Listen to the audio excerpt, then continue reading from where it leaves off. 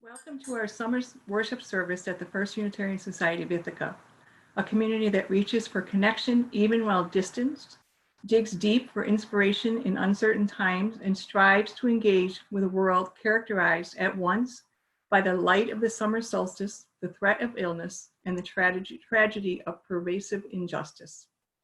My name is Suranki. Thank you for joining us with a special welcome to the Ithaca community, members of congregation outside of Ithaca, and anyone who is joining us for the first time today. Like me, you are likely wishing we could be all together in the church parlor with musicians warming up their instruments in the loud hum of electric fans, but instead we gather together while physically apart because amid all the uncertainty, we are certain that we need one another. Please be sure to check your email, our Facebook page, and our website for more information about how to create connections amidst this experience of physical distancing. If you'd like to receive weekly updates describing opportunities for engagement, please email a request to office@uuithaca.org. Our service this morning has been pre-recorded, but Amy Hamlin, our guest speaker, and I will be joining coffee hour after the broadcast on Sunday, so you may share your reflections on her themes. You will also have the opportunity to share joys and sorrows at that time. We look forward to seeing you all.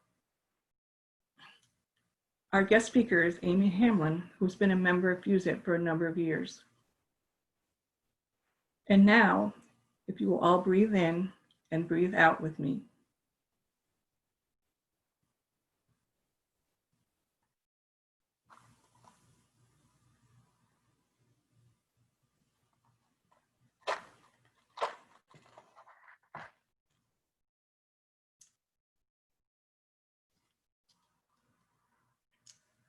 And now for the chalice lighting.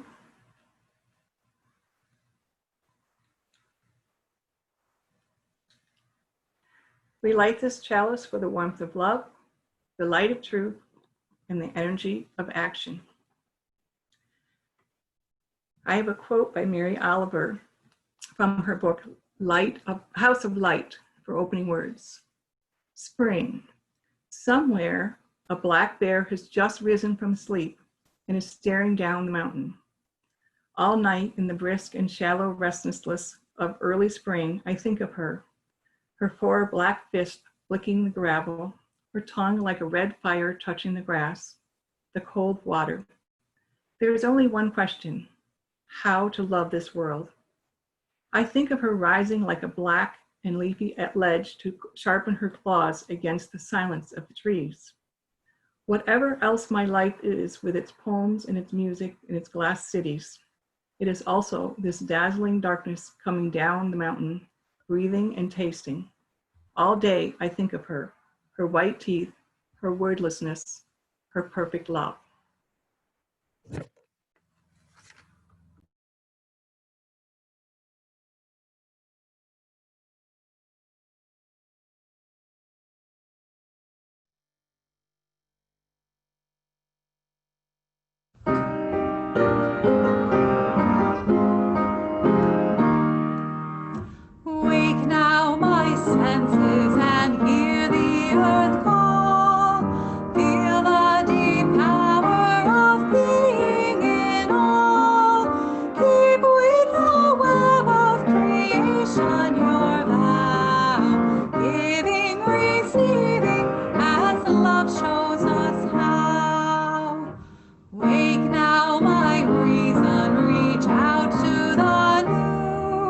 Join with each pilgrim who quests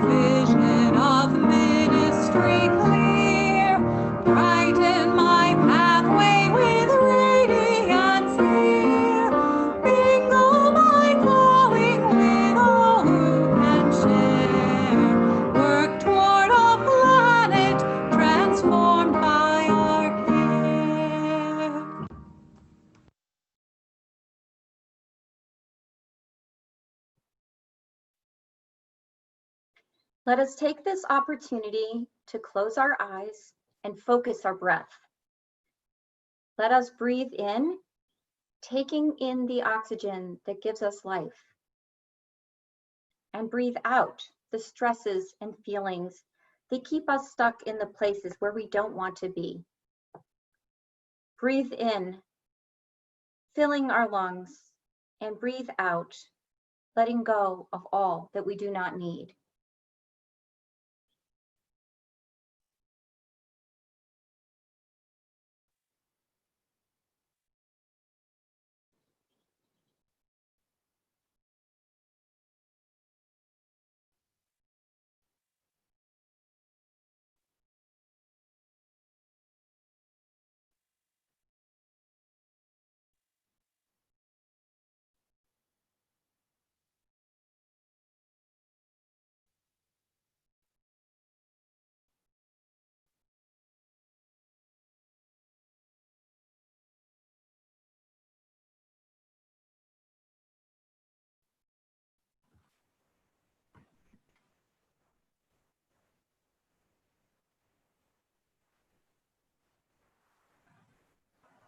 Spirit of life, help us to remember that we live and work and love among the animals.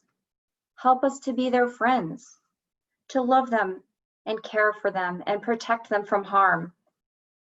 Spirit of life, bless these animals who are the companions of our lives or those we see outside in nature.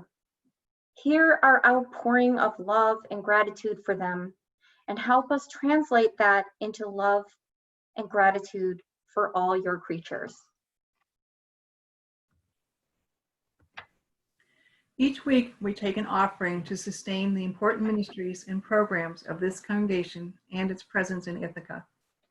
May these gifts bring about connection, inspiration, and engagement within these walls and beyond.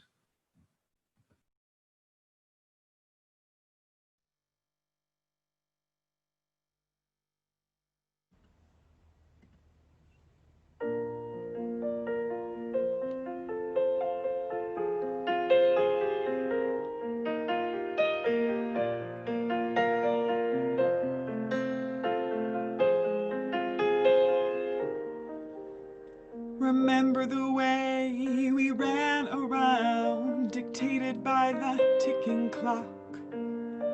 Rushing, stressing, had to be on time till it came to this brutal stop. Hearts are broken and panic sets in. Who am I without my role? Money was tight, now it slips through the cracks. We're no longer in control. As we hold our families and we call our friends, our love unfolds as life suspends. There's time together and there's time to pray. So much more than yesterday. Life as we knew it dissolved.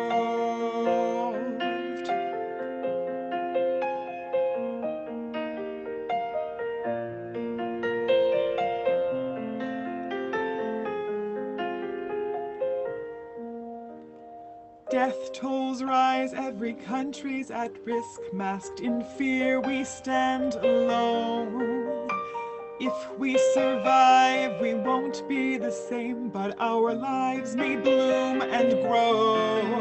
As we hold our families and we call our friends, our love unfolds as life suspends. There's time together and there's time to pray. So much more than yesterday. Life as we knew it dissolved. Whoa, yeah. Ooh, ooh, oh. All the world is a quiet mess. Every house has closed its door. Can't go out, so we look inside. Radiant landscapes to explore. As we hold our families and we call our friends. Our love unfolds as life suspends. There's time together and there's time to pray. So much more than yesterday. Life as we knew it dissolved. Whoa, ooh, ooh, ooh, ooh.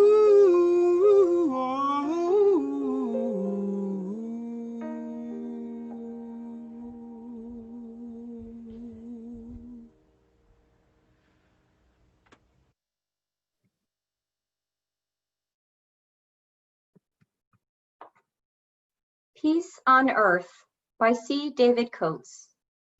Humans. They kill wildlife, birds, deer, all kinds of cats, coyotes, beavers, groundhogs, mice, and foxes by the million in order to protect their domestic animals and their feed. Then they kill domestic animals by the billions and eat them. This, in turn, kills people by the millions because eating all those animals leads to degenerative and fatal conditions like heart disease, stroke, kidney disease, and cancer. Then humans spend billions of dollars torturing and killing millions more animals to look for the cures for these diseases. Elsewhere, millions of other human beings are killed by hunger and malnutrition because food they could eat is being used to fatten domestic animals. Meanwhile, few people recognize the inconsistencies. They kill so easily and so violently, and then plead for peace on Earth. The good news is that each of us has the power to choose compassion. We can make choices that fit with our most life-affirming values. These choices care for other humans, our own health, as well as the health of the planet and all species.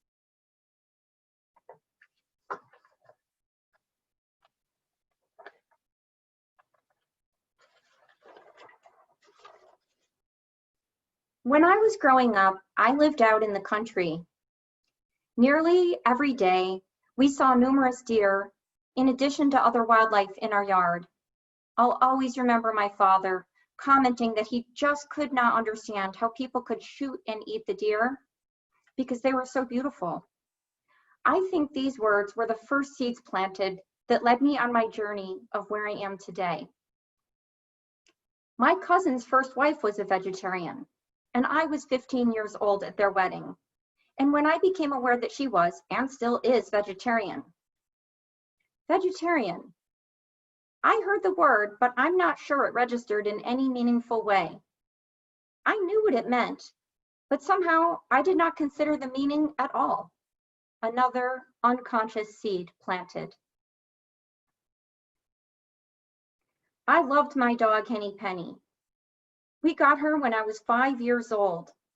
She was supposed to be a Christmas present for my father, but I adopted her as mine. She lived until I was 20, and for decades after her death, I had happy dreams that Henny Penny was still alive. Henny Penny was my best friend growing up. I also had Fuzzy Wuzzy the cat. I'm on the left with Fuzzy Wuzzy. Yes, that was her name. Fuzzy Wuzzy died at the age of 20. I loved these animals, my pets. They were part of my family growing up that I felt loved me unconditionally.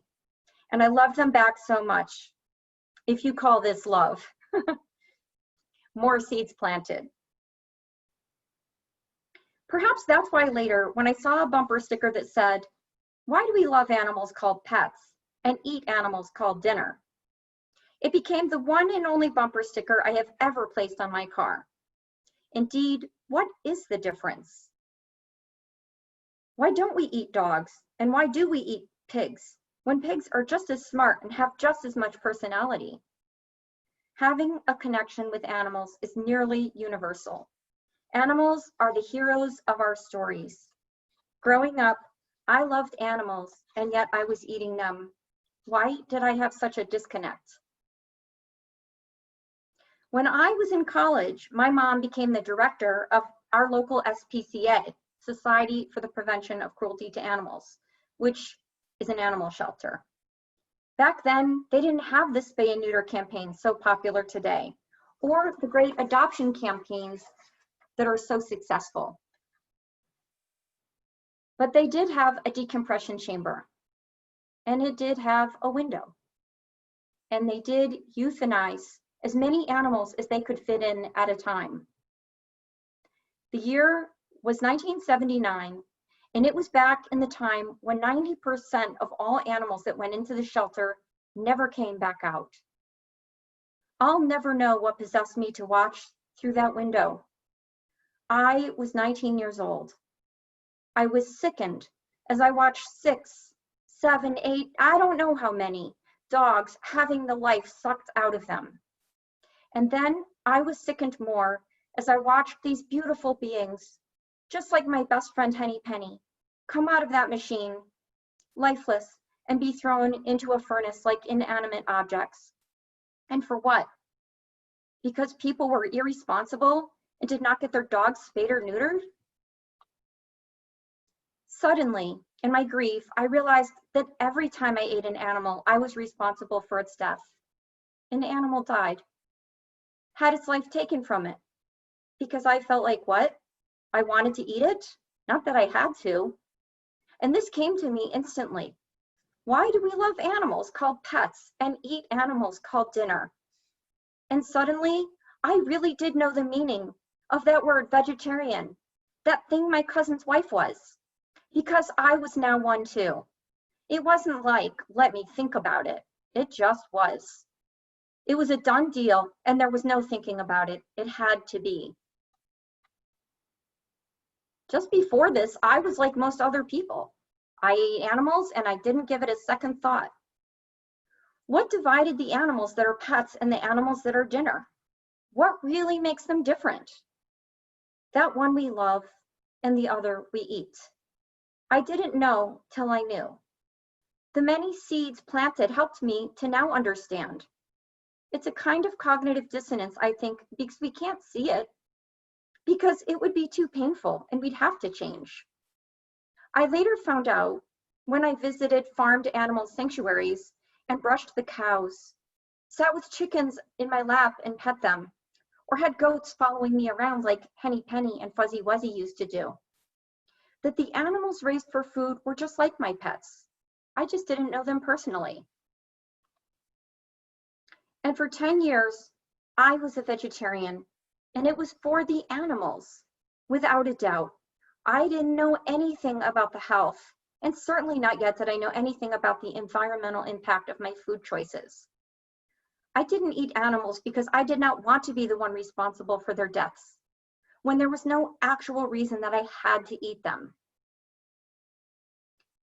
Maybe 5 years into my vegetarian diet, I moved to Michigan. I regularly ate at a local vegetarian restaurant on my lunch breaks, often eating meals with no dairy or eggs. I was eating vegan meals without realizing it. More of those unconscious seeds planted. I attended a Great American Meat Out event, designed to educate the public about the problems of eating not just animal flesh, but the products of animals not immediately killed, but killed later. You know, the cows that make milk and the chickens that lay eggs. But I didn't even hear the message. In one ear and out the other. I was a vegetarian, so I already knew what they had to say, or did I? Maybe this experience planted some more unconscious seeds. Then, on one of my inaugural visits to a health food store, a place where they sold all kinds of interesting and different foods, I spotted it, a magazine, Vegetarian Times. Oh my gosh, there was a whole magazine for me. And in that magazine, an article written by Victoria Moran, a prolific and effective writer of all things relating to this topic that I am talking about, and the founder of Main Street Vegan. And here was the article's title, What About Dairy and Eggs? As I was reading it, I was thinking to myself, I had no idea.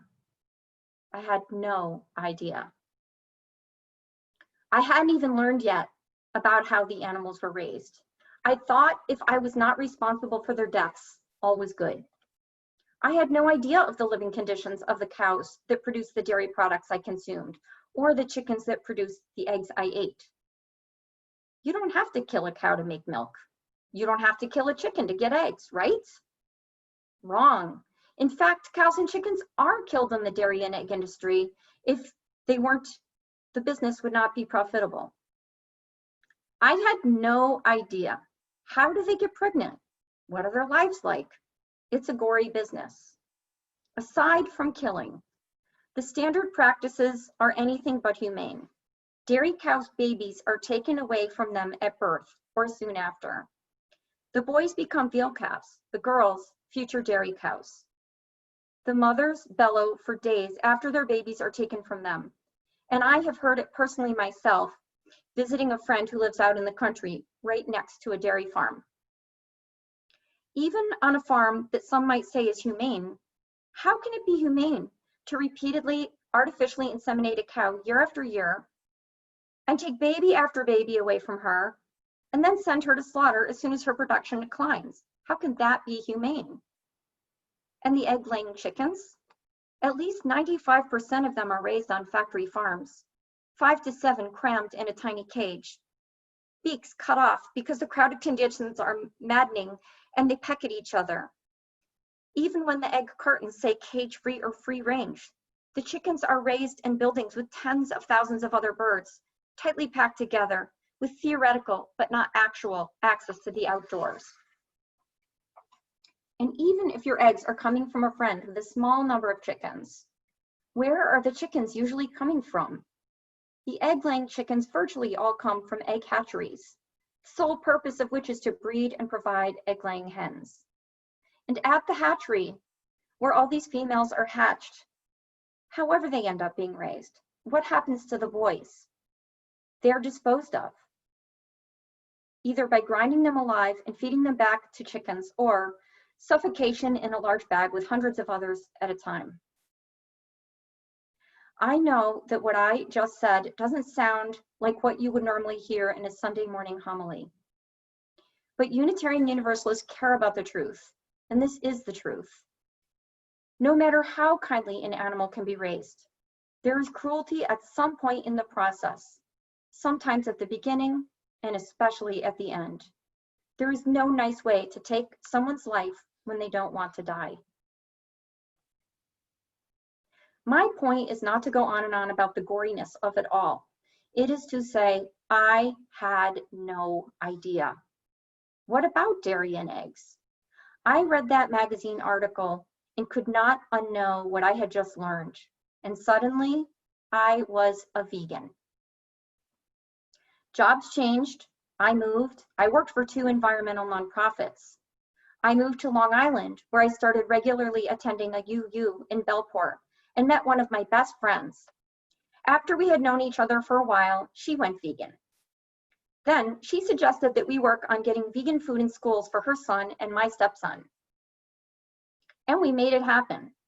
And then, with the skills of running a nonprofit in hand, after getting vegan food on my stepson's school menu, I was asked to write a New York State legislative resolution asking for healthy plant-based foods in schools and healthy plant-based nutrition education.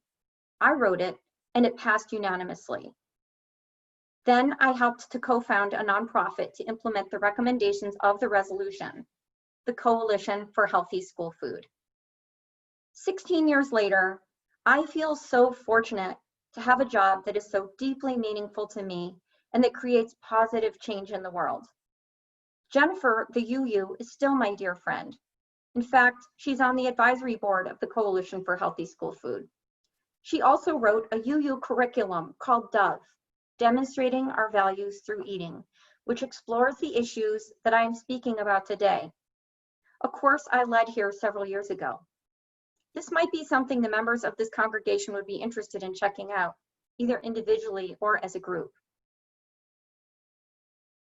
That is the story of my personal journey, the one that started when I was young and continues today.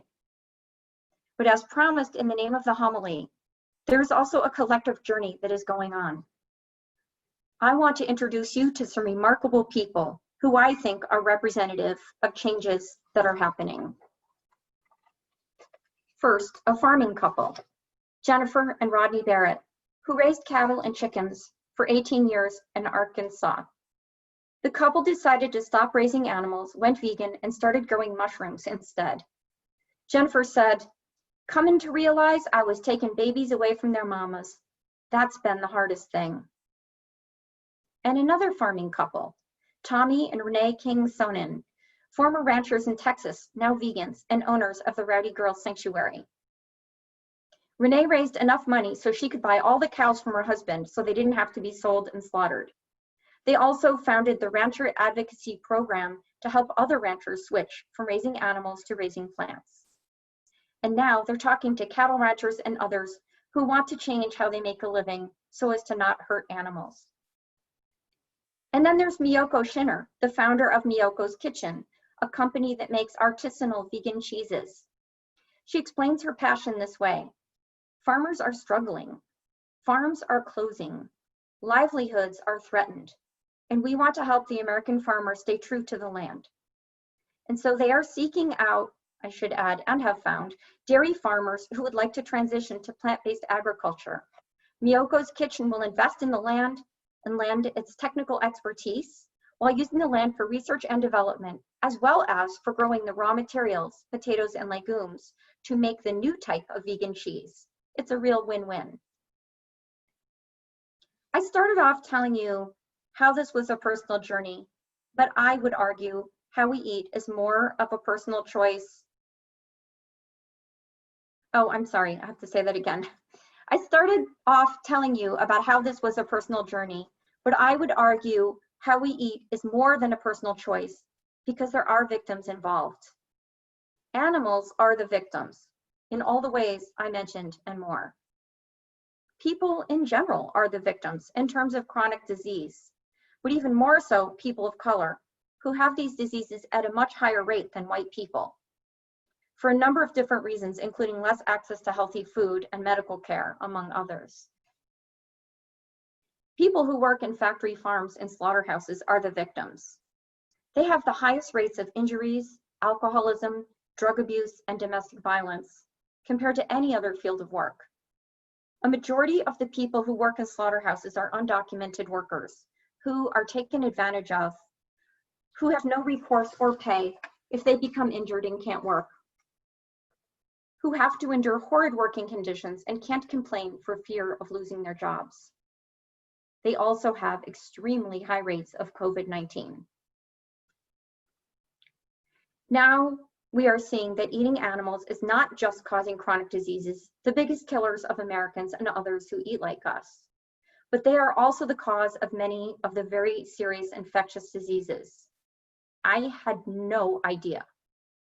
In fact, when I first heard people talking about the move toward plant-based diets in response to COVID-19, I didn't fully realize the connection between the viral outbreak and people's desire for animal protein. Nor at the time did I realize that the people most at risk for serious complications or death were those suffering from chronic diet-related conditions. According to the Center for Disease Control, 3/4, I'm going to say that again, 3/4 of new infectious diseases come from animals.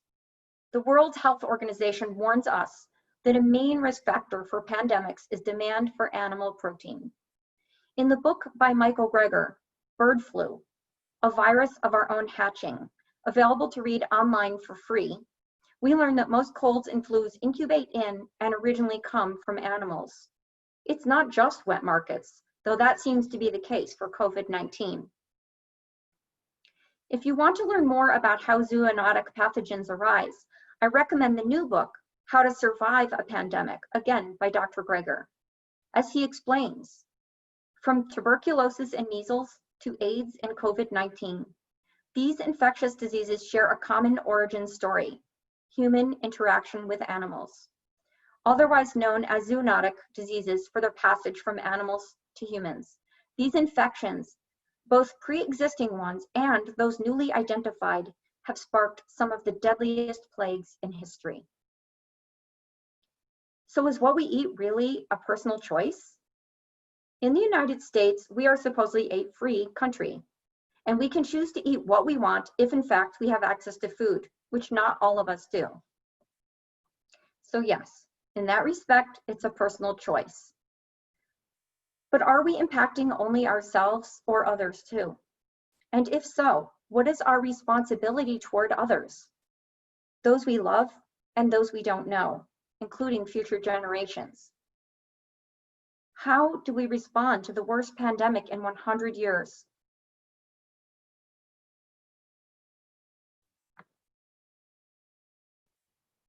Our loved ones, the elderly, those with high blood pressure and diabetes, those who are obese, who are all very much impacted by an animal-based and processed diet.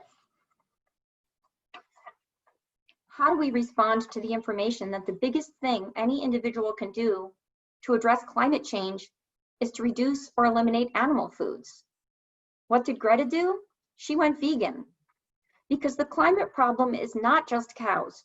All animals raised for food contribute to climate change considerably more than most plants. Is it our personal choice to leave our children and grandchildren with the damage we are doing to the planet? The pandemic crisis and the climate crisis have some things in common, including that our diet plays a largely unacknowledged role. One of the contrasts between these crises is certainly the timescale. While the climate crisis is stretched out over time, the pandemic is an immediate emergency. And in some ways, humanity responded to this pandemic very quickly, though not enough here in this country. But will we find the will to make the longer-term changes to prevent future pandemics of zoonotic origin? Will we make the changes needed to stem the tide of the chronic diet-related diseases?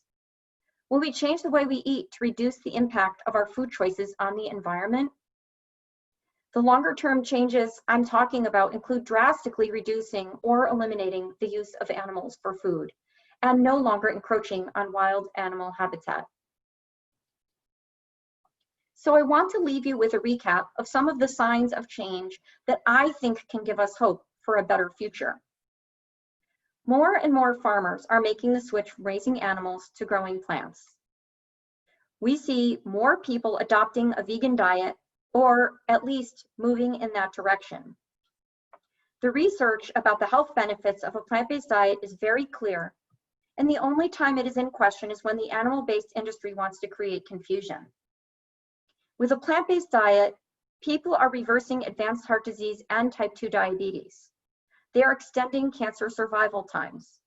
And we are learning that more animal foods and less whole plant foods are related to dementia, perhaps a type 3 diabetes of the brain. Increasingly, the good news is getting out that we don't need to eat animals to get enough protein. Here are some examples of delicious whole food plant-based entrees. And the plant-based food industry is growing faster than any other food category. For example, non-dairy milks, yogurts, cheese, ice cream, plant-based meat alternatives. Though I will add that the best options are whole foods like beans and lentils. These are all showing unprecedented growth in the marketplace, and egg alternatives too. Some of these are healthy and some are less than healthy. But the point is people are demanding these products, and that's why the industry has grown so rapidly. Increasingly, the good news is getting out of the climate benefits of eating fewer or no animals. And finally, regarding pandemics, there is actually good news, which is that there's something we can do to prevent the next one. Humanity can prevent it by changing how we interact with animals. As you use, we all want peace on earth. We all want a better future. I hope that today's homily has provided you with some plant-based food for thought for your own journey and the journey we're all on together.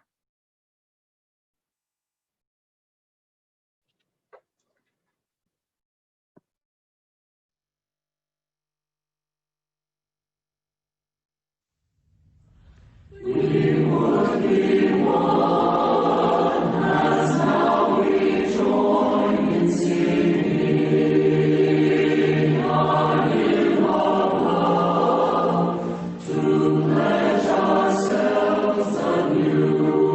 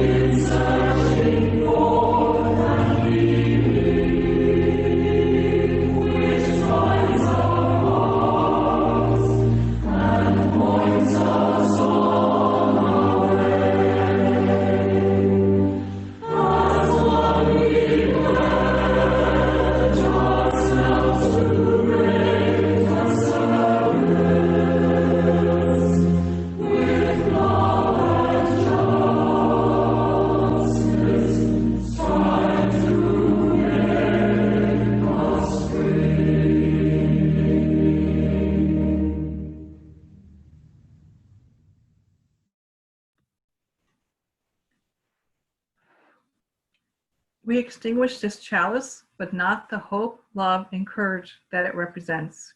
We carry our love and our courage out into this beautiful and broken world. Our service is now ended. Let our true service now begin.